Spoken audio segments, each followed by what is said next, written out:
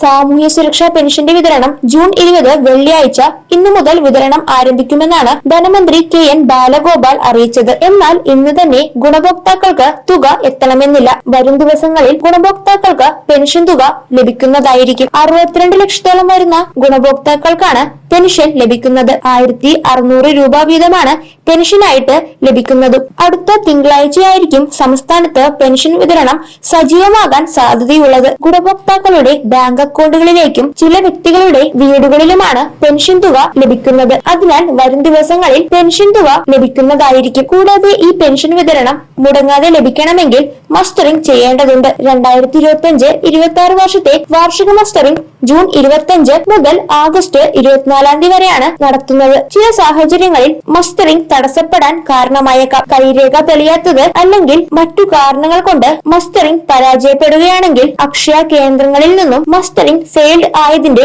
Slip ലഭിക്കും. കൂടാതെ medical ബോർഡിൽ നിന്നും ലൈഫ് സർട്ടിഫിക്കറ്റ് ലഭിക്കുന്നതുമാണ്. ഇവ രണ്ടും പഞ്ചായത്ത് അല്ലെങ്കിൽ മുനിസിപ്പാലിറ്റി ഓഫീസിൽ നൽകിയാൽ മസ്റ്ററിംഗ് വിജയകരമായി പൂർത്തിയാക്കാൻ സാധിക്കുന്നതാണ്. ഇതുമായി ബന്ധപ്പെട്ട ഏതെങ്കിലും വിധത്തിലുള്ള സംശയങ്ങളുണ്ടെങ്കിൽ അവ കൃത്യമായി തന്നെ പരിഹരിക്കേണ്ടതുണ്ട്. 1600 രൂപ വീതം പെൻഷൻ ലഭിക്കുന്ന എല്ലാവരും തന്നെ മസ്റ്ററിംഗ് കൃത്യമായി ചെയ്യേണ്ടതുമാണ്. പെൻഷൻ വിതരണം തടസ്സമില്ലാതെ ലഭിക്കുന്നതിന് വേണ്ടിയാണ് മസ്റ്ററിംഗ് നിർബന്ധമായും ചെയ്യണമെന്ന് അറിയിച്ചിട്ടുള്ളത്. 2024 ഡിസംബർ 31 മുമ്പായി പെൻഷൻ ലഭിച്ചു തുടങ്ങിയ എല്ലാവരും തന്നെ ഇക്കാര്യങ്ങൾ കൃത്യമായി ചെയ്യുക. ബയോമെട്രിക്സ് അടിസ്ഥാനത്തിലായിരിക്കും മസ്റ്ററിംഗ് നടക്കുക.